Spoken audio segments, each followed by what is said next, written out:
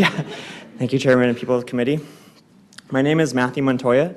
I'm submitting my testimony on behalf of myself and my father, Marvin Montoya, who's a small business owner. I've had the privilege of working for my father, who has had 30 years experience in the healthcare field as a group benefit administrator here in Idaho. He also does business nationally. During my freshman year of college, I was looking for a part-time job, and I had asked my father if I could come to work for him. He informed me that I would have to submit a resume to the VP of Operations and do an interview. I should have known better because this was the way that I grew up, not to expect anything that we aren't willing to earn for ourselves. I was hired and began working part-time in the mailroom. I worked with a diverse group of people, and many of them did not know I was the owner's son for much time after that. My father employed people based on their merits, their willingness to learn and work hard, and I suspect these were the same reasons why I was hired. My father, having grown up Hispanic and an Army brat, knows what discrimination looks like and feels like. His family was usually paired in housing with other families of color on the base. Likewise, my father knew what discrimination based on sexual orientation was like, as his younger brother was gay.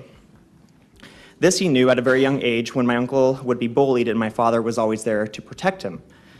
This protection of him extended to when my uncle was drafted into Vietnam. Knowing that my uncle, Gregory, was unlikely to thrive in the current military culture, he enlisted himself and served 2 tours in Vietnam so that my uncle would not have to be deployed. The reason for this background is because my father understands discrimination. He also understands business, being a successful business owner himself. His concerns have been growing with the increasing negative perception of Idaho in the business community. My father is a representative of Idaho business, and he finds it hard to explain to large employers who would like to bring business to Idaho why we don't have the necessary protections under the law that shows Idaho is dedicated to protecting its workforce. About 30 seconds remaining. Some of the debate has been around defining words such as sexual orientation and gender identity. However, we all have a sexual orientation and we all have a gender identity.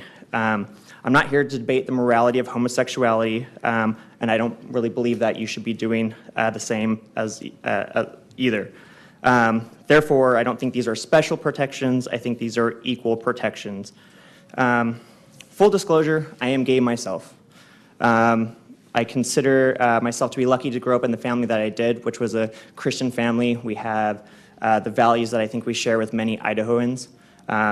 As a worker in Idaho, and I think I work hard, I feel that I should have the protections just as everybody else has when it comes to housing and employment, and as well as our public spaces.